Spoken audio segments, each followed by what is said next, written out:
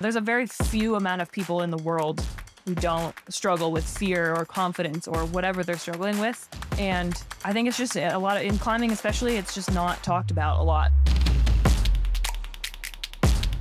Hey y'all, I'm Ryan Devlin, and welcome to the Struggle Climbing Show, where I talk with elite climbers about their struggles and breakthroughs in training, nutrition, tactics, and mental game, and also what they're passionate about beyond the fight with gravity. I'm so happy you guys are here. Today, we are chalking up for a chat with the delightful and impressive Allison Vest.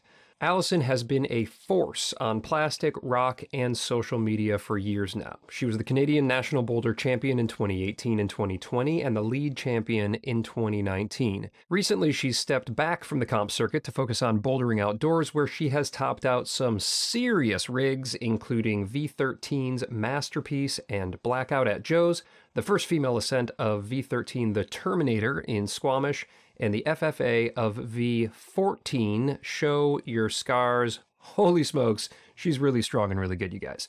She also occasionally wears a rope to claim some hard sport sends, including the FFA of the 14A test piece Throwin' the Houlihan at Wild Iris. If y'all see her at the crag sporting a yellow Donovan Mitchell Bel Air Academy jersey, watch out, she's about to try hard. Now, beyond climbing, you've no doubt been highly entertained and impressed by Allison's IG, feats of strength, and parlor tricks, which are just mind-blowing, along with her super thoughtful posts on women in sports and body image, which have found a way to cut through internet noise and just resonate with millions in the climbing community and beyond. Allison and I hit the ground running in this interview, which is packed with relatable struggles, actionable insights, and a good dose of not taking ourselves too seriously. So today, Allison shares a bit about her fear of falling, which is something I've been working through myself, as you probably know if you've been listening, since I moved here to the Red River Gorge. And you know what's important when it comes to having confidence on some big, airy whips? Trust in my gear. Y'all, I've been using Petzl gear for years now, and I gotta say, I love my Harundos harness with fuse frame technology. It is light and fast for hard red point goes, yet comfy enough to dog at each bolt as I work through the seemingly impossible moves of my 13A project. Y'all, I'm psyched that Petzl is supporting the struggle as its official gear sponsor, so if you're looking to level up your harness game, Petzl has one for you. They've got a variety of options for different climbing styles and objectives. Visit your local gear shop or pop on over to petzl.com to access the inaccessible. The official climbing nutrition sponsor of the struggle is PhysiVantage. Founded by legendary climbing coach Eric Hurst, PhysiVantage products are research-based and developed from scratch specifically to support hard training, passionate climbers like you and me. Guys, I've been a paying customer for years now, and I cannot say enough genuinely about how great their products are. Right now I'm training hard for fall sends, so after a workout, I'll refuel with their vegan protein, PowerPlex, which contains 20 grams of clean protein and 10 grams of essential amino acids. Why does that matter? What does it even do? Well, it makes you stronger as you sleep. Boom. What's better than that? Y'all, these products and the people behind them are the best of the best. Try it out for yourself. You will be as psyched as I am. Hit that link in the show notes or use checkout code STRUGGLE15 to save 15% off any full price nutrition order at physivantage.com. Now, just a heads up, y'all, we briefly touch on eating disorders in the nutrition chapter in case that's something that'll be challenging for you to listen to. And after our chat, stick on around for a couple of minutes to hear my takeaways and learn how you can score some swag from the show. All right, get ready to crimp down hard on this chat with Allison Vest.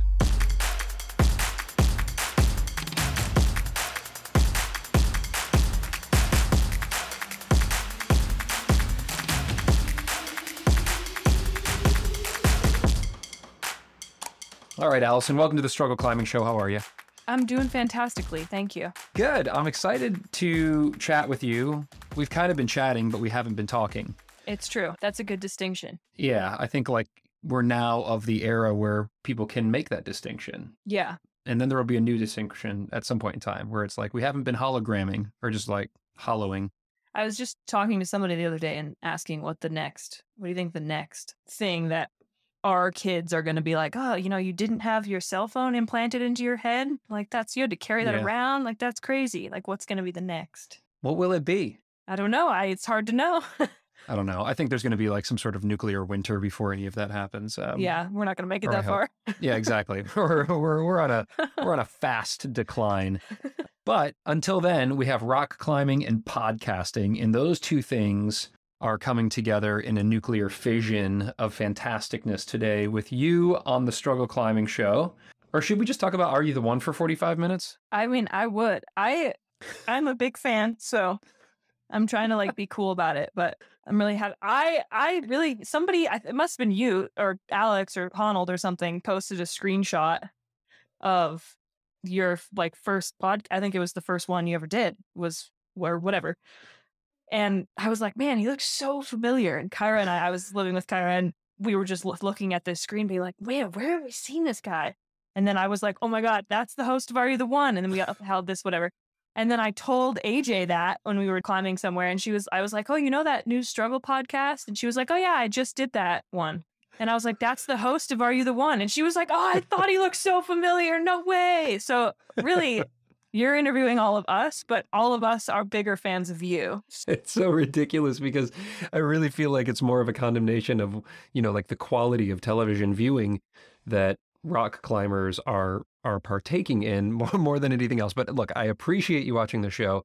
And I much more appreciate you being on this show. I'm a huge fan of yours, and I'm so excited to talk about rock climbing and not reality television. So let's dive in. And let's first, I guess, before we kind of get nerdy and nitty gritty on things, let's just talk about struggle. Allison, what does struggle mean to you through the lens of climbing? Well, it's a little hard for me to define because I never struggle ever. I've never fallen. That's right. I mean, honestly, it's funny how many people you'll get on Instagram Kyra and I posted together like a falling compilation of us fall. And the most frequent response was like, oh, I didn't know you guys fall. And we were like, what? Like, what? What do you mean? Like, it was sort of a moment where we were like, man, we should really be posting more about struggling because that people think we don't fall, which is just outrageous. I think if you're any type of serious climber, like you're not just dabbling at the climbing gym, you would know that even the elite athletes are falling all the time. Like, we fall 99% of the time. The 1% is all you see on the internet. So yeah, I think that is a common misconception, just because we're in the Instagram culture. And so like, it's just much more prevalent that we post the sends and the victories, but it is nice to open that up. It's nice that you've done that. I've seen a video that you've done like a little compilation with AJ as well, where you guys were falling and screaming and swearing and that. And there's kind of something refreshing about it. That's, part of why I wanted to bring this concept of the show, of the struggle, like forward in climbing, is that it does so frequently highlight the wins in the sends. And so I don't blame some of those. I mean, it's a little bit extreme to be like, wait, you fall. But I think, for people who are just maybe new to the sport or popping in, they might assume that there's an ease to what you do because you climb at such a high level that maybe isn't the reality. So yeah, how is that for you? Like, what is that struggle for you? I think it's been a balance for me, at least lately, leaning into because climbing is struggling. I mean, it's just sort of at the core of its principles. That's what it's all about, is you struggle until you get to the top and then you find something else to struggle on. But I think for me, it's been finding the balance of when struggling is beneficial, when it's part of the process, when it's part of learning how to get better and learning to send, and when you're struggling and going through that sufferfest because you feel like sometimes I do it. I catch myself struggling and pushing myself because I feel like I deserve it. Like I haven't tried hard enough. I haven't trained hard enough. I'm doing all these things. And like I need to suffer in order to have success, which is not true. But that is definitely the assumption I was operating under just a few years ago, even. Oh, so almost like a punishment for just not trying hard enough or something like that? Yeah. Or, if I'm not sending, then I should be leaving the boulder injured and bleeding because I tried so hard and I didn't get to the top. So Sure. I don't know. It's definitely a balance. Like you obviously, climbing is all about struggling, but it's not, you don't have to beat yourself into the ground just because you don't send. That doesn't happen a lot of times. And if you're climbing at your highest level, then it's going to take you sessions on sessions on sessions to have that send. So you can't be dragging yourself into the ground every single day. Otherwise, you're never going to get there. Yeah, and you said it's changed a little bit over the years. Was there a point at which you didn't want to push yourself to that? I guess, how has your relationship with struggle changed? Yeah, I mean, I've always liked the grungier part of climbing, the training, the trying really hard, the small holds, all of that kind of. But I don't like not being successful, I guess, instead of like I like the I realized I was so focused on the success part of climbing and not on the process that I just like wasn't having fun anymore. Like I'd go outside and I wouldn't send what I was working on, and I would just like throw a tantrum and be all upset and all like really down on myself and really negative and really dark. And then I slowly, I guess, realized that people don't do that. Like even the best of the best, they're more level headed about, you go into a session, maybe you have a goal and maybe you do it and maybe you don't. And it's all about looking at the small wins. And if you're working on boulders that are hard for you, regardless of what the grade is, that you're going to fall a lot and you're maybe not going to be successful every time. And you're maybe going to have to go back, and that, grades are subjective, and there might be grades way lower than what your max are, but are your weakness, and you can't do them right away. And like, it doesn't really matter what the situation is and what the grade is and what you should climb and what I think I got really stuck in what I should be able to do as a high level athlete. And then when I didn't live up to that expectation that was completely fabricated just by myself, then I would get really down on myself. So I think it's just been a slow process. Like I definitely think I'm not on the other side of that, but a slow process of unlearning that and unlearning those expectations. Well, thanks for sharing that. That's cool to hear it phrased that way. Just the struggle, obviously kind of the struggle that we seek as climbers, but there's that internal struggle, like you're saying, like honestly, just a struggle to deal with struggle better. It's a struggle sandwich here. So that's really interesting to me. I want to peel more back on that when we get to the mental game chapter. But first, let's nerd out for a minute on some training. And this is an area that admittedly you really love. You really do seem to get into training. Your videos that you post on your training are fantastic. But is there an area that you have struggled or that you do struggle with your training specifically, Allison? Yeah, I mean, like I said, there's parts of training that I really like and there's parts that I don't. But for the most part, I really like it's never been hard for me to convince myself to go to the gym to train. Like I always have really enjoyed that. Yeah, actually, let's just look at that for a second, because I'm not sure everybody is as psyched on training as you are. Why do you have that fire, that stoke for training? I mean, I think I've always been really driven and competitive. Like I played a lot of sports growing up. Other than climbing, and I've always been really into that competitiveness, even just within myself. I call myself a recovering perfectionist. But I really like to do everything that I can to be the best that I can, especially in sort of a sport environment. And I don't know, I think I have struggled with confidence in other areas of my life. And I think when I'm training, it makes me feel strong and capable and confident, which I've had a hard time getting to that feeling in other areas of my life. But when I'm training, I can sort of feel that confidence and strength. And I think I really like to feel that way just because I have it in some other areas of life. But yeah, I mean, it's not always fun. Like, I'm not saying I'm like having fun and doing challenges every day, because I'll think a lot of training you don't necessarily want to do. But yeah, I mean, I really like hangboarding for the same reason. I'm good at it and it makes me feel good to do things I'm good at. And I just have kept progressing in a pretty linear way. So it's easy when you're having positive feedback loops all the time. I think in terms of training, I'm really bad at pulling. So I think my whole life I've been trying to get better at pulling. So this is like pull-ups. Sure. Yeah. Pull-ups, lock-ups. Got it. Right. And you did testing with Tyler Nelson on this, right? I mean, you did your finger testing, which Tyler and I spoke about. I mean, your results were just like off the charts. As he said, your fingers are the strongest fingers he has ever tested, male or female. But then you also did, I think, like some pull-up and lock-off testing as well, right? Yeah, I mean, people seem to overlook also this part of he did a post that had me pulling on a 20 mil edge, and I generated an insane amount of weight and everybody freaked out. But the other half of that post was him testing my speed pull-ups, and it was absurdly low, like way, way, way lower than some of the other athletes of my level.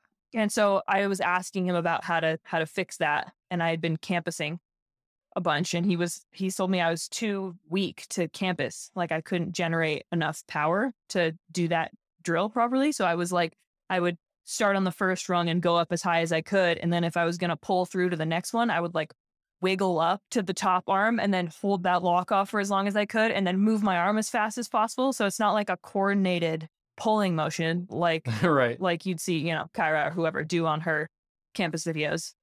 It was like awkward, and I was just sort of using momentum and speed.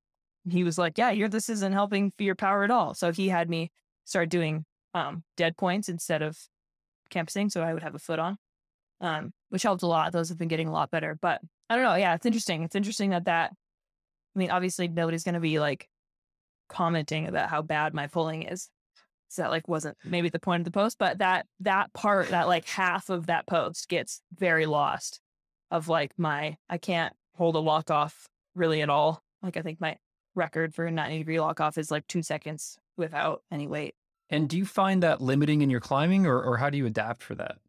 In competitions, I did for sure. I mean, it was one of my biggest limiters. You have really bad holds in comps. Like the amount of in-cut holds you get these days is pretty low. Even if they're crimps, they're not good. If it's big, sloping, bad holds, a lot of times the way to use those is to be able to pull up and lock off to get to your next hold. So I couldn't, they're not very conducive to my dangling abilities.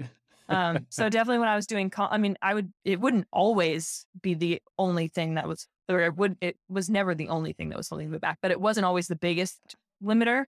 But it would happen a lot where there was a comp in the boulder I couldn't do, was like pretty power based, and my inability to pull was restricting me for sure. Right. So then you identify this in working with Tyler, and we all have our strengths and weaknesses, of course. For me, they're all weaknesses, relatively speaking. I can't do a one-arm lock-off. I can actually do quite a bit of weight on two-arm pull-ups, but I just can't lock off. And I don't even know if I should be able to. So I guess maybe what I'm getting at here is, what do you do with that information once you have that? Do you go towards your other strengths, or do you try to train up these weaknesses in a way that will, I guess, bring them closer to strengths? Yeah, I mean, one thing that's nice about Tyler is a lot of his data has, I guess, like reason behind it. So it's not like you're bad at this, because I already knew that. Like, it's not, he didn't tell me you're bad at pulling, and I was like, what? No way. I had no idea. Like I knew that. Like I've been climbing for long enough. I know that I'm bad at it. But he basically said, your arms are really long. You will probably just hit you're never going to be good at lock-offs. It's not going to be like, you're never going to train and be like, wow, remember when I was bad at these? Like, he's like, you're probably always going to be way worse at them than you are at anything else. And I mean, he had an interesting approach to it. He did say, if you keep training your fingers just keep getting stronger. Like, that sort of seems like what's happening is the more you train them, they're still like, my hanging ability keeps getting better and better. So he was like, there's definitely merit into leaning into that strength for sure, because your pulling's only going to get so good. And obviously you're training your weaknesses and trying to make your weaknesses better. But I mean, I guess the practical sense would be, if I jump to a hold, I'm not going to be able to lock off and hold that hold. So I want my fingers to be so strong that they can take all the force through just my fingers and not have to pull up. And just be able to like use momentum or swing or whatever that situation looks like. Yeah, I think that's an interesting kind of evolution in training programming these days, which is to figure out if there's diminishing returns on the things that you're doing and maybe put that effort towards other things. Is there anything at the gym that you go to, or it's at home when you're training, wherever you train? I think it's mostly at a gym that you go to, right? Yeah. Like where like that thing is on your list, you're like, oh, fuck, I don't want to do this. I had knee issues last year. Not fully sure why. there was a bunch of different concepts, but I think it's like ended up being some sort of like tendon irritation in my knees. But I was like, I had gone to see a bunch of people and there was sort of inconsistent feedback. And I just kind of decided that I thought my legs were weak. So I started doing more leg stuff, like specifically my hamstrings. And it helped a lot. I haven't had knee issues in a minute now, but I'm sort of trying to keep up with that leg stuff. So a lot of the leg stuff, I don't like. I don't like that. Yeah, nobody likes a leg day. Leg days are shit. Yeah. It's like harkens back to like the early days of climbers where it was like the toothpick legs and Totally. You wouldn't even carry your own boulder pads to the crag because you didn't want your legs to get strong, you know? Exactly. What about the concept of rest? What's your relationship with rest? I mean, that's definitely changed. I definitely used to be, when I first moved here, there was me and a couple other people, and we referred to ourselves as the brutalized boys, because we would just train all the time. Yeah. Twice a day. And then if you didn't want to go because you were feeling tired, but you had decided previously that you were going to go, you'd like force yourself to go. And I don't do that anymore. That was not helpful. I was just tired all the time and saw way less improvement. And I don't know, I would think I was bad at spray wall climbing for a while. I did. And then I realized I was just tired. I was just tired. I was just tired all the time. It's a lot easier to climb hard on a spray wall when you have energy. So totally. I mean, there are some athletes, like some professional athletes that are climbers that are really into resting. And I definitely am not one of those people for sure. What does your rest look like? I mean, I usually just do like 3 days on and then rest, or 2 days on and then rest, depending on how that second day is feeling and what I end up doing. I feel I'm not competing anymore. I still have things that I decide to do, or not decide, but for example, I'm testing with Tyler Nelson on Wednesday. And I trained today. So now I'm in the middle of considering if I'm climbing tomorrow to rest, to do the testing or not, or I'm going to this boulder on Friday. So do I count back? Even if it's not like a big project, I still want to feel good. So a lot of it's based on what is in my life that I'm doing. And then I really pay attention to how hard the previous day was. Like if I end up climbing for one day, but I did a double session and I feel really wrecked, then I'll just rest. So 3 days on, yeah, that's interesting and maybe less common than what I've heard. What's kind of like the A, B, and C day? Just kind of what are the major interventions that you're focusing on?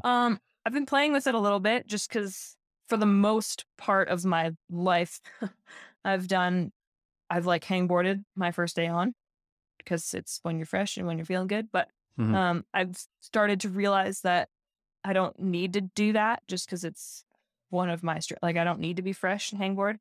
I actually feel good later too, good enough to be able to do that well. So later in the day or later in the week? Later in the it's the second day or the third day. Day 2 or 3. I got you. Yeah, okay. And I used to do my pulling stuff, my basic pulling stuff on day 2 or 3. So I've played around with swapping those a little bit just because I want to feel the freshest when I'm working on the thing I'm worst at. But at least lately, I've been doing a lot of, AJ and I were in Colorado for a month and then we were just up in Canada climbing for 2.5 weeks.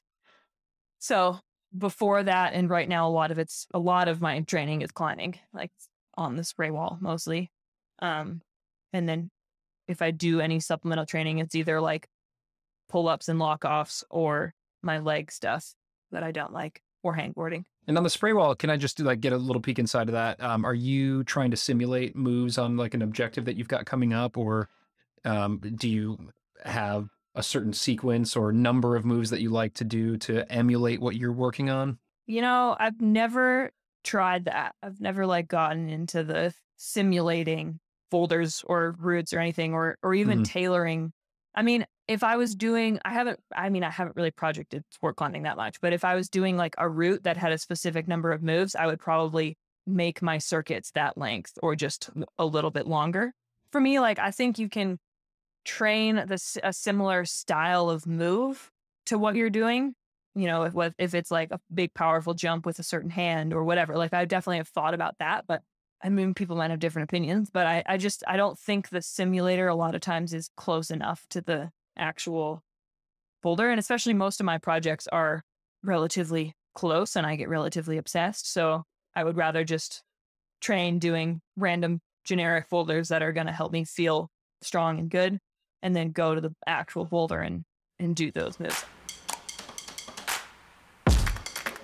All right, Allison, let's talk about nutrition now. Is there an area in nutrition that you have or that you currently do struggle? I mean, I think the concept of like eating and climbing is not untalked about. Like, I think there's very clear issues, especially in climbing, with disordered eating. Sure. And I mean, for me, I don't know. I definitely had an issue with that when I was in like a teenager, but it didn't work. Like, I just was tired and because I wasn't eating, and then I didn't climb very well, and then I just felt bad. So it was a relatively short-lived, and I mean, it wasn't for me. It wasn't like I was really, really restrictive. I was just like obsessed with my weight for a long time. Like, I would go to school with my weight written on my hand so that I would like look at it every day when I went to go eat something, and then it would like remind me that I weighed more than I wanted to. And this is when you were a teenager? Yeah, probably 16. Shit. And yeah, I don't know. And even in that time, I wasn't like super crazy, intense, restrictive about it, but I like feel the best when I'm strong, in that, and in order to do that, I need to be like fueled properly. It's something that is far too common. I mean, look, just even outside of the sport of climbing, when you're talking about being a teenager, I think people struggle with body image, maybe at an even more heightened time than other times of their life, right? And then you add in a sport that rewards being light to some extent, or at least just the maybe the misconception that one needs to be light in order to be rewarded. I can't imagine. I'm sure that was pretty challenging. What was it for you that helped you to realize that that wasn't the way? Was it a coach or some friends? And is it something that is fully in the rearview mirror even? I mean, man, like I don't know that I would even talk about that in that much of a past tense. Like, I feel like it's still something that I am working on. It's really easy to look at climbers that are really skinny and think that that's the answer. Especially the ones that are doing really well. Sure. But I mean, it did not work for me, and I think when I look at it logically, I think that is a really emotional, potentially relatively jealous driven, and like what happens when you end up comparing yourself to other people, which I catch myself doing all the time. But I think when I look at it logically, and I convince myself to look at it logically, I know that that is not the way to succeed, and that's not the way to be as good as I want to be for as long as I want to be. I don't want to lose a bunch of weight and be good for a year and then have those returns disappear, which is what happens. Like, I want to be climbing V13 way into my 30s, and like, I want to be climbing really hard for a really long time. And I know when I think about it logically and scientifically that the way to do that is to make sure that I'm feeling myself well, and also enough, and also properly. And I think, yeah, I mean, I've been talking about like the whole body image thing more on my Instagram lately. There was one I did a few months ago about, I've always been like insecure about not having abs. Like, I've never really had abs at all and ended up here where I am as a professional athlete. And so that was always a sort of an insecurity, I guess. And I made this post about it, and I was like pretty unsure about posting it. And then I posted it, and it got, this sort of wild positive feedback on it. And I think that was a moment for me of realizing that I needed somebody to do that when I was a teenager, to be a role model and to talk about it, and to make it less of a taboo subject to talk about, and to be that voice of reason. That's like, you're having an emotional reaction because you had a bad day, and somebody who's like maybe lighter than you is having a good day, or whatever. Those comparisons, when I was a kid, I needed somebody to be the voice of reason and to talk me out of those emotional mindsets. Mm-hmm. And so, yeah, so I think it's just become important to me to help be that voice for the next generation of climbers coming up. Yeah, I love that you are doing that. And I saw that post and some of the others that you've done. It's really important. I'm glad that you are doing that. Thank you, because I'm sure it's also it's not an easy place. It's I imagine an insecure and vulnerable place to be, to put yourself out there in that way. It is, and I mean, it always was gonna be, but I also think it's been helpful. It's been helpful just to me too. Like I feel like I had come to that realization, and was able to be in a place where I would, fall off a boulder and be like, man, if I weighed less, like that would have been easy. Sure. And then be like, that's not true. Like be able to talk myself out of that and know that that's not real. Like that's not reality. And to have people like to AJ, to be honest, I mean, we've talked about that a bunch. I feel very grateful to be friends with somebody like her, who's been at the top of the female rock climbing field for so long and is literally stronger and better than she has ever been in her entire life, having won multiple World Cups at, in her 30s. And that nutrition and fueling yourself well and enough is like the way that you get there. Like, you don't have to think that you are the strongest you're going to ever be at 16. Like, you do it right. You fuel yourself well. You continue to love climbing and be passionate about it and be happy, then you can climb hard and continue to improve way past your teenage years. But it's hard for teenagers to see that when they're in the middle of especially intense competition. Yeah, well put. Climbing is that kind of sport where people can peak in their 40s if we take care of ourselves, because the mindset, the efficiencies, the technique, and then the strength can continue to build, of course, with the right fueling, with the right self-care. So thank you. I think that's an important message that you share, especially with our younger climbers and certainly people who are into comp climbing. So to close the loop on this nutrition chapter, what does your fueling look like? Is there a certain diet that you prescribe to? Are there certain things that you cannot go without? What is kind of a week in the life of Allison Vest's palate? Yeah, I mean, it's interesting for a while. So I actually, this is the first public reveal of this. Actually, I don't think we've said it anywhere. Here's the scoop. Here's the scoop. Kyra and I do not live together anymore. We have for the past 2 years, but her boyfriend moved into the apartment that I was in, and then I live with my boyfriend Palmer now. So we did a little swap around, but that was just this month. So that's the hot tea. But oh wow, that actually is a scoop. Okay, I thought you were gonna be like, oh, I started eating spinach. Yeah. So you and Kyra, I mean, what about the TikTok videos, the roommate TikToks? I mean, we'll always be roommates at heart, and I moved literally 10 blocks down the street, so it's not too serious. But when I did live with Kyra, and I mean, I've lived with her until very recently, but she's a vegetarian, and she doesn't love like meat in the house either. So I was a vegetarian kind of when I lived with her. I mean, not really. Like I would go other places and eat meat, but like not in my own house, and I would never buy it. Right, but you weren't cooking up like giant ribeyes in the morning for breakfast, that kind of thing. Yeah, no. But she's really conscious of the protein thing too. So, we would just, I don't know, like we drank whole milk, like out of a glass, like at dinner, and both had like protein shakes, a bunch, and whatever, tofu. I don't know. So just made sure that there was a protein in every meal. Yeah, I don't know. I like cooking. I like making new things when I have time. But yeah, I like food. I like good food. I like when food tastes good.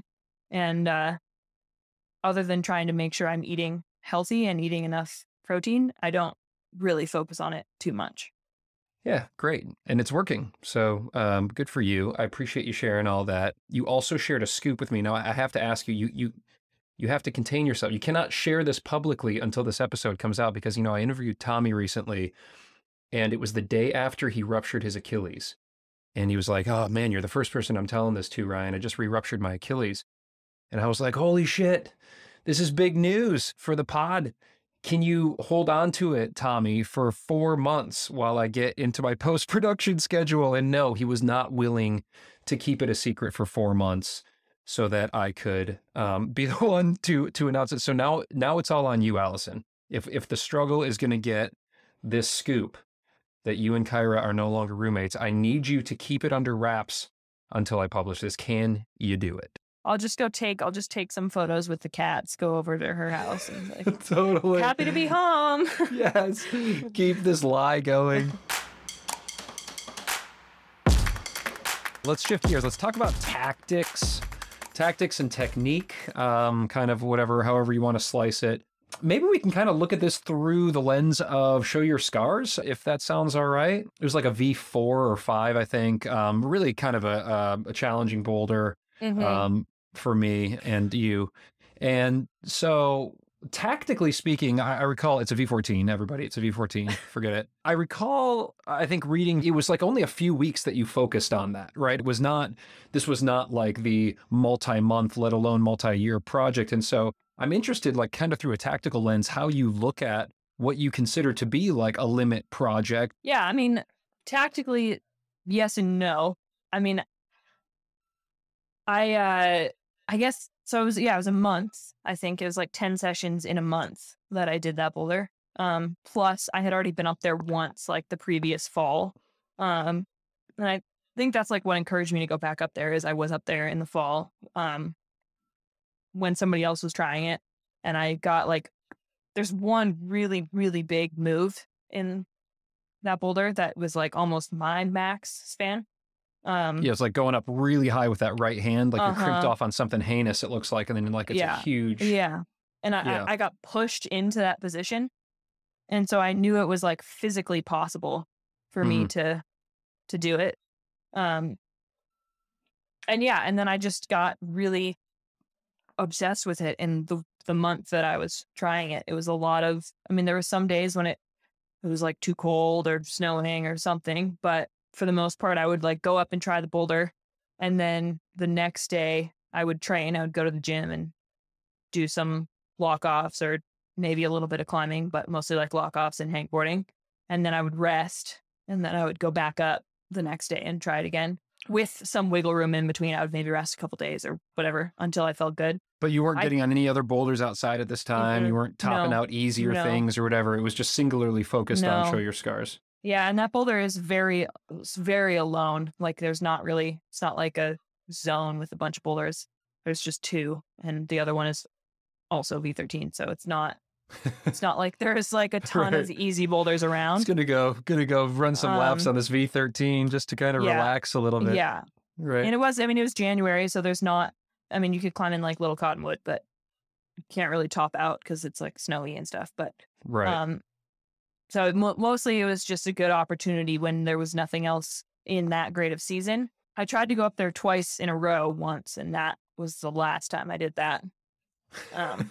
For skin or just power? Power. Like that boulder is like really powerful, and I like walked away feeling like I didn't do much. Like I only tried it, I think like 6 times or something.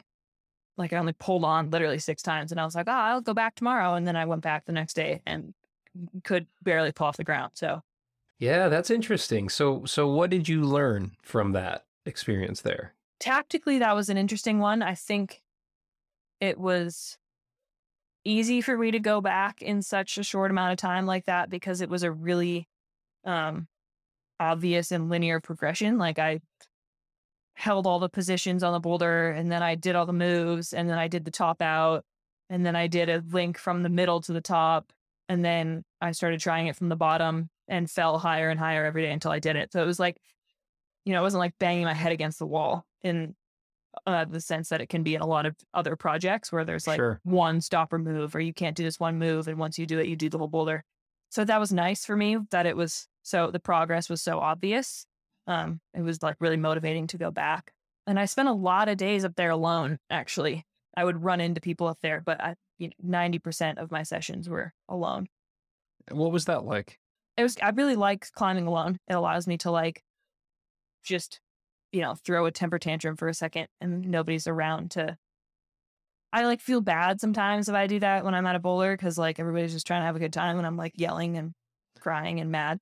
But when nobody else is there, that's fine. And but it's also scary for me. I'm a wimp for sure, and that boulder is tall. So Yeah. I was only able to like rehearse the top when somebody else was there, which was a little awkward.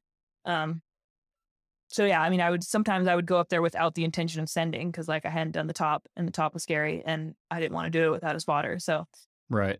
that was always interesting. But yeah, I mean, topping out has been an issue for me for a while. I'm getting better, but well, before we get into that, because we're about to go into the mental chapter here, and I want to talk about topping out. I want to talk about fears. There's a million things I want us to focus on, but let's stay focused on these tactics for a second, and maybe Show Your Scars isn't the perfect example, because it actually did go down in a progression, like you're saying.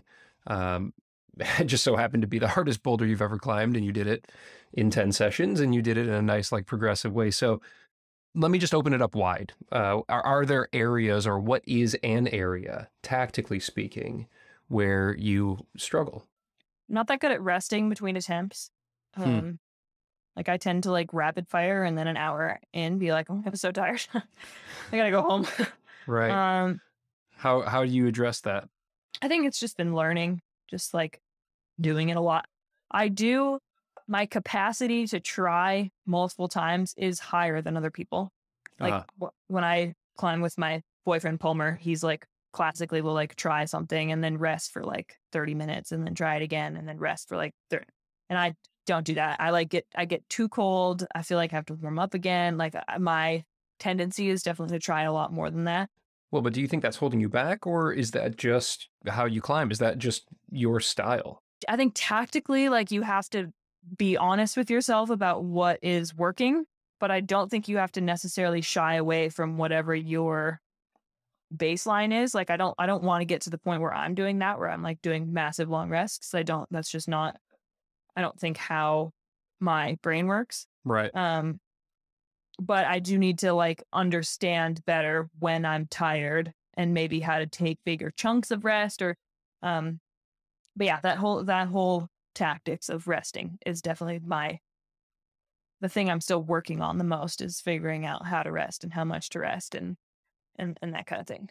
Yeah, I think resting between boulder attempts just seems to be particularly challenging. I personally find it challenging. I'm mostly a sport climber, but I train a lot on boulders indoors because finger strength and speed is kind of my glaring weakness. So most of my training is doing boulder problems. And, I'll hop off a problem, like a limit problem, and I'll wait, I don't know, 45 seconds and just be, okay, I'm good. Let me get back on. And then I can't even pull off the ground. And so it's just hard because it's right there. You don't have to untie and tie back in. You don't particularly feel pumped, right? You don't feel pumped, in fact. So forcing rest in between max boulder attempts does seem challenging. It is challenging for me. I think it is for others as well. How do you deal with that? Do you set a timer, or is it based on the number of moves that you try to do, that kind of thing?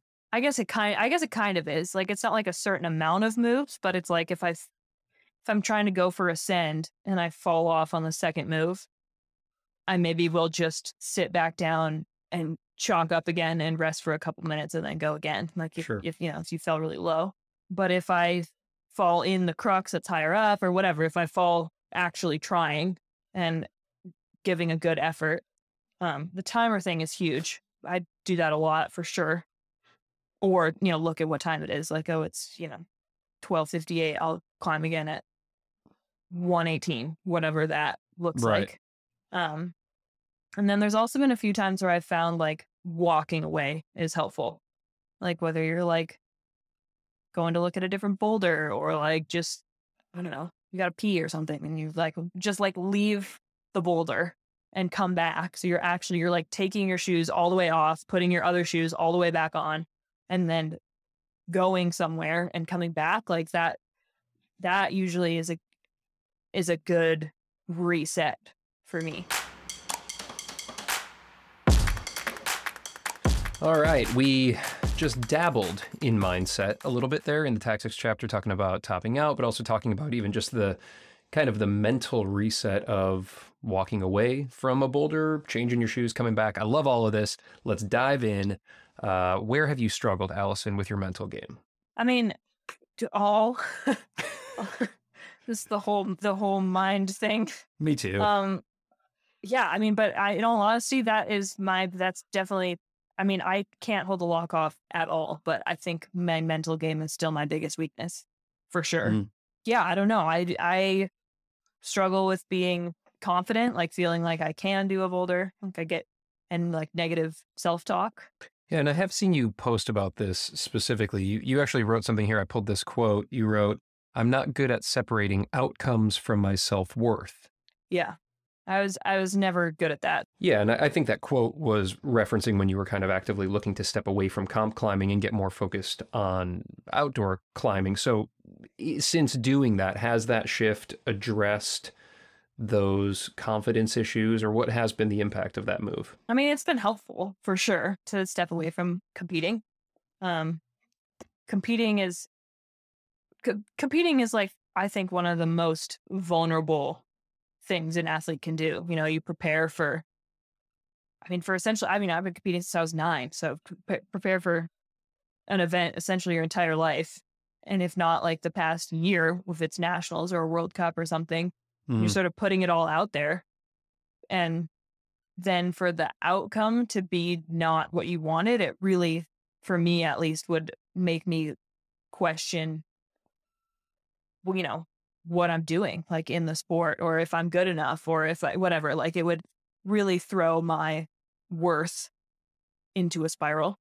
Sure. And not that doesn't happen outside. It definitely does. It's definitely part of my like tendency to get down on myself and be negative when I'm not sending. But it's just easier. You have more time to rationalize it and to not let that emotion get the best of you when you're climbing outside. It's like right. Comps are like this insane, a World Cup is an insane weekend of like high intensity. And then, you're happy for your friends that are doing really well, but you're sad for yourself. And you're like already thinking about what you're going to do next, but it's finals and you're watching and it's like, you wish you were in that round, but you're not. And then you're happy for your team. It's like all of these crazy emotions all at once. So it's hard to take a moment to like understand what thoughts and feelings are warranted and which ones are not and not helpful.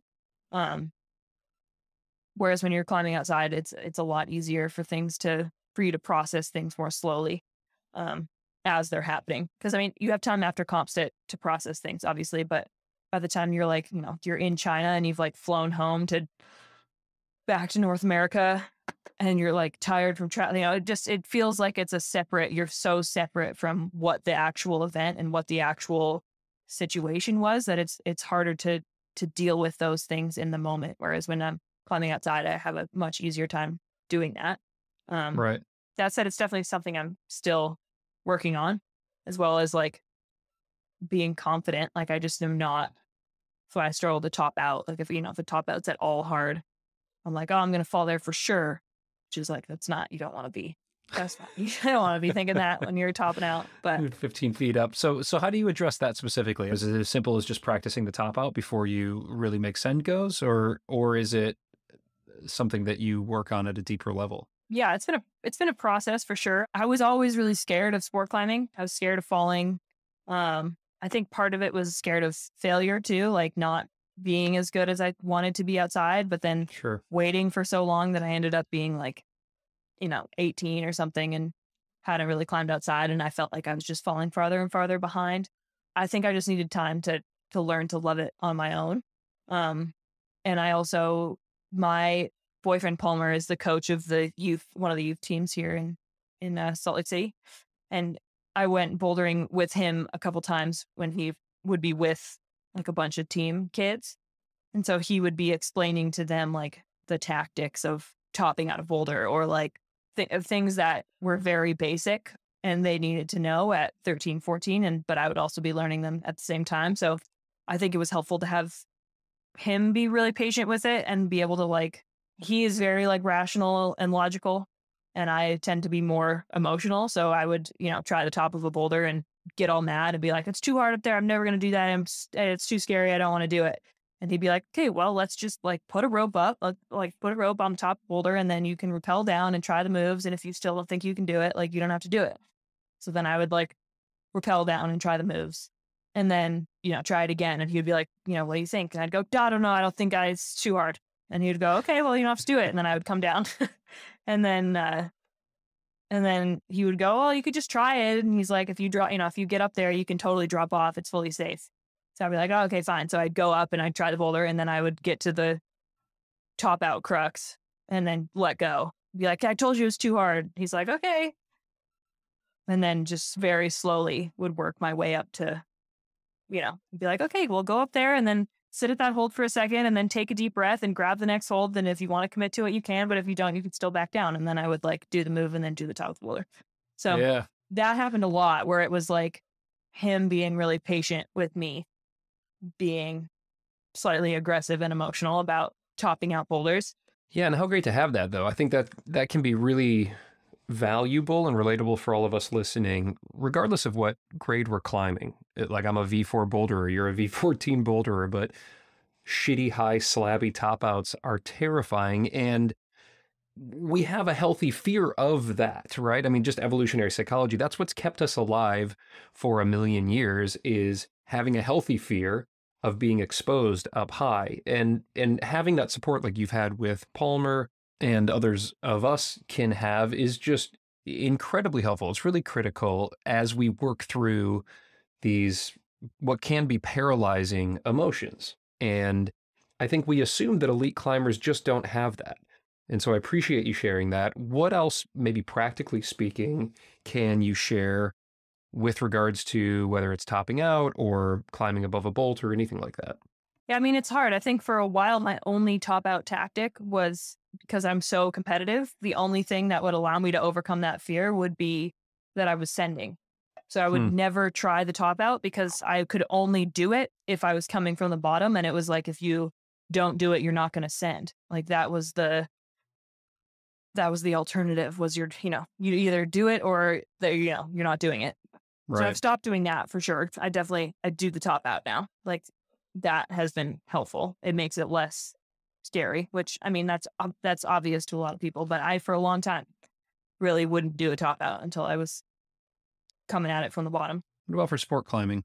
Sport climbing's been a hard one. I think part of it is like me being scared of like not knowing what the holds are. Like it's not necessarily of the fall. Like I'm not super terrified of like the actual fall, but it's like I don't like not knowing where I'm going. And that's like essentially all sport climbing is, especially on, you do the crux section and they're like, oh, it's just like 5'11" climbing from here to the top. But if I like don't know where I'm going, I'm so scared that I'm over gripping and pumped, and like it's hard. The top, that 5'11" becomes very, very hard. So then I'm like pumped and scared, and I don't know where I'm going, and I don't know what the holds are. And then it's like also run out, because it's supposed to be quote unquote easier than the 514 part of the right. So I think sometimes something that I'll be working on more, I don't think I've leaned into it that much, is like just getting to the top, like stick clipping up or like grabbing all the draws and going to the top, and then sort of lowering down and finding all of the holds and making a plan and figuring out where you're going to clip from and how you're going to do this and how you're going to do that. And then trying it on lead. Like just because it's the easy part doesn't mean I have to just go for it on lead my first time. Which is hard. I mean, no matter what grade you climb, ideally in your head, you'd want to be able to climb, 3 number grades easier on lead your first. Like, it feels like that's something you should be able to do. But for me, that fear takes over so much that it's not fun, and it doesn't feel possible either. Yeah, I love that you're bringing this perspective to the show, because I think that there is a judgment or some sort of like weird macho mentality about stick clipping up a route. But, I mean, look, there's something to be said for on-sighting and flashing. That's kind of an art in and of itself, and it's a cool mental and physical challenge. But if you're projecting, it's great to TR it. It's great to just pull on those draws, get to the top, suss out those moves. because that's what a project is. And it can also help to address some fears, a fear of falling, or if there's a weird clipping position and that kind of thing. And, for me, that was definitely something that I had to practice when I moved out to the Red River Gorge. Did you practice that when you were younger, or are you still practicing that now? When I was growing up, I grew up in a bouldering only gym, but at the time, the youth competitions were only like top rope and lead. Bouldering wasn't like a discipline for youth until I was 19. I had already been aged out of youth, and then they put Interesting bouldering in. Yeah. So I trained in a bouldering only gym, but I trained for lead almost exclusively because that's all we competed in. So we would practice like clipping, like we would do big laps of the gym, and they would put draws up, and you'd have like a tiny rope following you to just like practice the motion of clipping. And then we would drive to the city that was near us.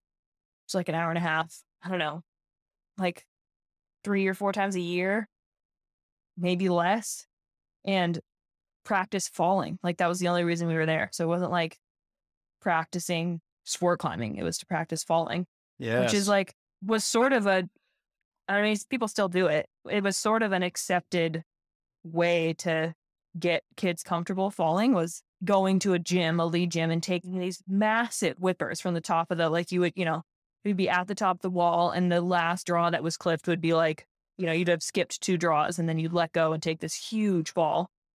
And that just didn't work for me. And I think I'm still that would just encourage me to be scared when I was like leading, because I was always scared to take those giant falls. Yeah. So instead of being introduced to sport climbing and falling as like taking very normal falls, I haven't taken that many normal falls in my life. Like I've just taken these giant whippers from the top of the wall. Yeah. And so for you, especially as a kid, that kind of fall practice was counterproductive, it sounds like. I think when kids are scared of lead climbing, having been one of those kids, you don't need to like overcompensate by making them take these giant whippers. Like I think that's a very outdated way to teach kids to climb. Like I think if you have a kid who's scared, you need to teach them that if they take this very normal fall, they're going to fall a very normal distance and are going to be fine, and they're not going to be scared, and it's not scary. Whereas if you make kids take these giant falls, the only thing that's reinforced is that it's scary. Right. Falling is scary. Yeah, it's so interesting. Hazel Finlay joined us last season to recap the mental game chapter, and she did speak about the nuance between that. Because Alex Honnold had been on the regular season and had talked about kind of this concept of rational versus irrational fears. There's a rational fear if maybe you're climbing on sketchy gear and you don't want to take a fall and you're in your head. Whereas if you're on glue and bolts and it's an overhung route and you're falling into space, that's irrational. You should try to rationalize your way through that. And that worked for me because I'm very analytical. But Hazel contrasted that, and she said at the end of the day, it's still fear. And if you're forcing somebody to take a huge whip, even though it's totally safe, the fear response that you're going to have is still going to be real. Sounds like that's what you experience, which is interesting. It's also interesting that you say that you haven't done enough sport climbing to really understand kind of what your tactic is. But I have to assume that when you were working on, throwing the Houlihan, for example, or rodeo free, that you probably were falling a lot, or were you rehearsing it so much on TR that you only did a few like red point burns? Yeah, I mean, I think that's sort of what I mean about I just haven't taken enough normal falls. Like once I would be on that, I think on throwing the Houlihan, I fell on every single move. That route is very short. So I literally think I fell on every single move with the rope clipped in every single possible position. So then I wasn't scared anymore because I was totally fine, and nothing about any of those scenarios was, I think there was one clip that was a little nerve wracking, but I had fallen from there. I had taken every possible fall. And so in this one sort of petri dish example of a route that I was trying, that is what helped me overcome that fear, was like unlearning that all falls are scary and being able to reinforce to myself that it's fine and it's not actually that scary and you're not actually falling that far and you're going to be okay. So I think for me, the process will be learning to do that and generalizing it across routes and not having to do that on every single route. Well, I just really appreciate you not only sharing, but also just walking the walk, pushing yourself out of that comfort zone. And I think you're about to unlock crazy new levels in sport climbing, just with how hard you're climbing and the way that you're working now on your mental game as well as your tactics. It's really exciting to see. Bouldering, of course, you're just on a tear. So what is next, Allison? Like, what are your goals? What are your projects? What are your dreams here? Yeah, I think I definitely want to climb harder boulders. I would like to do some more V14s, hopefully at some point. But honestly, no matter what the grade, it'd be cool to find a boulder that's close to home that I could, I had this conversation with actually Matt Foltz recently, just about like learning to project something for like a really long time. Like 10 sessions on one boulder felt like a really long time. But, he was like, that's not, I put 50, 60 sessions into the same boulder over the span of years. So it would be cool to find something to commit to like that. That's hard. I do want to get better at sport climbing. I have a lot of friends that are really into it. So it would be cool to minimally be able to like go on sport climbing trips with them and enjoy myself and not feel anxious and stressed and scared the whole time. But I think I will always be more of a boulderer at heart, at least for now. All right, Allison, let's zoom out now and move beyond the boulder, beyond the crag, talk about things that you're passionate about beyond your own personal climbing. And something that I want to tie back to, and you mentioned this in the nutrition chapter for just a beat, was this issue of body image and being a woman in the sport or being a girl in the sport, as you have kind of referenced back on what your experience has been like. And you've put some really thoughtful and sometimes provocative and beautiful content out there on the issue of body image. And so I'm curious what has sparked that in you to be so public about that and where you see this conversation going for the sport. Yeah, I think the biggest thing for me is just showcasing more of climbing than just the climbing in the sends. Mm-hmm. And yeah, I think the sport is changing. There's definitely more girls and women participating now than there was when I was growing up. I remember being in the gym and just climbing with a bunch of middle-aged dudes all the time. Yeah. And I think there's less of that. It's less like, you walk into the gym and see no women. Right. But I also, I feel like the experience of being a girl in sport is just different. So I sort of want to, I guess my goal would be to be a role model for that. I don't know. I think there's all these issues with body image and confidence and that like sense of machoism that you're talking about, where you have to be like totally fearless and unafraid and successful all the time. There's a very few amount of people in the world who are like that, who don't struggle with fear or confidence or whatever they're struggling with.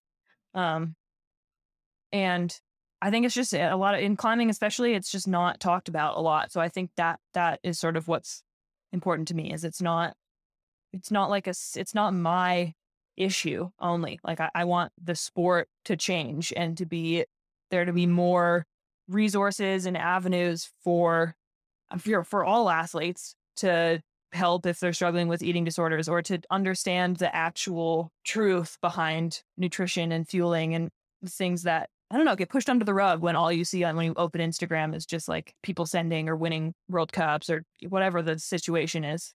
I guess my hope is to share that as much as I can so that the people who follow me know that they're not alone in theirs. Well, you've definitely got quite an audience, and your content has a great tone to it. It's got a great voice. You put some really fun and funny stuff up there. You put these incredible like feats of strength and stupid human tricks and that kind of thing. And then you of course put this very thoughtful content out there about issues that are important to you. What's the response been from your followers and from the community? I definitely have people, especially the like body image stuff. I have a lot of people reaching out to me and, reposting it or messaging me and saying that it resonated with them, which is important. It's important to me. I'm glad they're doing that and telling me it resonated, because that's the whole point. But it also, it definitely adds like a pressure to it, where it's like makes you really think about what you're saying. And how many people are going to read it. Yeah, I guess that makes sense. I mean, especially when you've got as many followers as you do, I imagine everything that you post is under some sort of scrutiny. But the response has been so positive, especially on these body image posts, and then of course like the fun posts that you make, these like weird circus trick feats of strength that you do, which are so highly entertaining. I love those. And where does that fit into the equation? Do you feel a pressure to continually try to one up yourself on these things? Do you enjoy them? You know, what's next in the world of Instagram trickery? I don't know if there's a pressure necessarily. Definitely social media is part of being a full-time athlete. Sure. I think it would be very, very difficult to not have that be a part of the deal. But I mean, I just really like that kind of thing. I think it like helps keep me motivated. And I don't know, I think a lot of times I just like genuinely want to know if if like I can do it. I mean, it's very short right now. I definitely have used a lot of my concepts, but like I've had the concept of trying to solve a Rubik's Cube on a hangboard for a long time. I guess, I mean, I could have done it at any moment, but I was like home at my parents' house and my brother got really into Rubik's cubing. He's like 7 or 8 years younger than me. And so when we were there, he just had all of his various cubes and it was a 2x2 one that I solved. So it wasn't like the standard. So it's just smaller. And so I just saw that and was like, I wonder if I could do this one. And then then it would be possible. So just like finding these opportunities to use the space that I'm given to accomplish a challenge. Jesus, that Rubik's Cube one is absolute madness, as is like, you know, campusing the transgression board and hopping between, I mean, what was it, like 6 mil holds? I mean, you know, really, really crazy, cool, super fun stuff to watch. Of course, we only see the ones, or mostly only see the ones that work out. What about the fails? Where's the library of ones that don't work out? I mean, there's lots of them that don't work out. There's this video that I posted a while back where I like did a dyno and then did like a flip and landed on the ground. Yeah. I like grabbed and then I've had this goal of doing that and landing on a vault, like still climbing. It's like doing a dyno and then landing on a volume and grabbing a hold. No. I tried that this week in Philly because we were like setting boulders for the kids and it was maybe going to work and it didn't end up working out. But that one is that's more tea. It's still on my list. Yeah, that's so sick. Well, wear a helmet, please. And then send it to us when it's done. And, you know, it's funny because some of these that are super entertaining, like you and Kyra passing the medicine ball over the pull-up bar in like, you know, the campusing of the transgression board. Those are entertaining, of course, but also like pretty creative training ideas. I am sore after every single one of those. Like I bet. It's like unusual things that you don't normally do. And like Kyra and that medicine ball one that Kyra and I did, we like, well, our abs were sore for like I kid you not, 4 days. Like we were like, have we never used our core before? Both of us were like, I thought we had strong cores, and I think we maybe tried to do various things with those medicine balls for like 40 minutes. Yeah. And then barely could use our 4 for the rest of the week. That was clear. When I was watching it, I was like, I bet they were throwing up the next day. Like, I don't care how strong you are when you're doing that kind of thing. Cause like, it's not like you nailed it on the first take, right? Like, I'm sure you tried like a million times. So the last thing I wanted to talk to you about this, and I know we're running long here, but I'm really impressed with your art. You're a hell of an artist, and you've done like these woodblock carvings that you've printed onto t-shirts. You've done incredible watercolors inspired by climbers that have inspired you. Is that just a release, or do you have dreams and goals around how you can use your artwork in your future and in your career? Because I think it's super impressive stuff. Well, thank you. I think I always was into art type of stuff, and I felt like I needed to, I feel like I couldn't be an athlete and an artist at the same time when I was graduating high school. And so I did my undergrad degree in kinesiology, sort of following the sport path. And I think as I've gotten older, I've realized that a lot of young people are sort of pushed into that. Like you can only, like this concept that you can only be one thing. So I think I've been trying to showcase it a little bit more just because there are so many people in the world that are very multifaceted and have interests in very different things. And I think once you start leaning into things like that, you'd be surprised like how much crossover there is. For example, hosting a reality TV show on MTV and hosting a podcast, like for climbing, I don't know. It'll never work.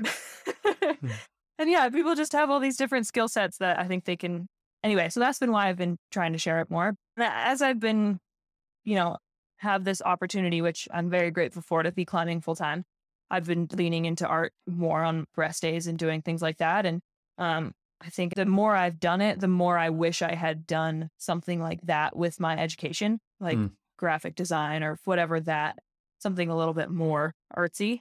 So I've been looking at doing a certificate course in graphic design or something along those lines. Well, it's really cool stuff. And I think we all need something outside of our profession, whether our profession is rock climbing or something else. I guess for a lot of people listening right now, the thing outside of our profession is rock climbing. But for you, the thing outside of your profession is this artwork. And so for everybody who's listening, check out what she's done. It's on her Instagram. They're really cool stuff. And Allison, thank you so much for joining the struggle, for opening up. I really appreciate it. I'm very psyched to see how your career develops and evolves in the coming days, months, years. Good luck with everything. And let's chat again soon. Thanks for having me. It's been a long time coming. And that wraps up our chat with the fantastic and layered Allison Vest. What a treat that was. What did you all think of our conversation? Let us know. You can find us on Instagram, at Allison Vest, at Ryan Devlin Outside, and at The Struggle Climbing Show. Now in a second, I'm going to hit you with my takeaways and hook you all up with some swag. But first, let's support the brands that are supporting the struggle. I love these guys. Big shout out to Petzl for being the official gear sponsor of the struggle. If y'all are looking to boost confidence and comfort in your harness game, they've got an option specifically designed for your climbing style. Find them at your local gear shop or pop on over to petzl.com to access the inaccessible. And if you want to level up your training and performance, and I know you do, check out Fizzy Vantage, y'all. Get yourself some PowerPlex vegan protein to recover after a workout and build muscle as you sleep. Then get on out there and crush your proj. Hit that link in your show notes or use code STRUGGLE15 at checkout for 15% off at fizzyvantage.com. And I'm really proud to say that the struggle's carbon neutral thanks to a partnership with the Honnold Foundation, whose mission is to promote solar energy for a more equitable world. Swing on over to HonnoldFoundation.org, y'all, to see the projects that they're supporting. Nobody is doing solar impact like them. It is so cool and so inspiring. Just so many takeaways here, y'all. First, it's just incredibly refreshing and inspiring for a guest to be as real and as accessible as Allison was here today. You know, oftentimes people in the public eye will build kind of a sort of armor around them, you know? I've just seen this time and again in sports and in TV, but you know, Allison just invited us in, and that was very cool and really insightful. My big takeaways here were on boulder tactics, especially focusing on proper rest as well as practicing top outs to get the head game right before going for the send. That is something that I rarely do, and I'm going to start focusing less on the ground up, just go for the send attempts, and on dialing in those sections, especially any sketchy top out. I also loved her beta on finger training, especially as it pertained to understanding our weaknesses and building a program around that. And with perhaps the strongest fingers in the game, you know that is important perspective to have. Well, that clips the anchors on this episode. I'm just so grateful that you're here. The climbing community is just the best. You know, the show is a real labor of love, and it's also just a real labor. So if you have the means, and if you're getting value from this content, it would be super cool to have you aboard as a patron. For as little as $3 a month, you'll get early and ad-free episodes. You'll get access to pro clinics with former guests and super cool swag. Look, I'm sure you subscribe to a lot of things already, but maybe just think of this as a way to buy me some caffeine so that I can stay up late here in the utility/podcast closet and get the next episode out. So if you can, swing on by patreon.com/The Struggle Climbing Show to check it all out. Thank you. I love you. And you know, another little favor that's free, by the way, would be to rate and review the show wherever you listen to your podcast. It's a huge help. If you do that, I'll send you a sticker. You can slap it on your stick clip, your Nalgene, your van, or your forehead so that everyone knows that you love the struggle and the struggle loves you. I'm your host, Ryan Devlin, and this show was produced by myself and Mary Mathis, and The Struggle is a proud member of the Plugtone Audio Collective. All right, let's climb hard and do good things in the world.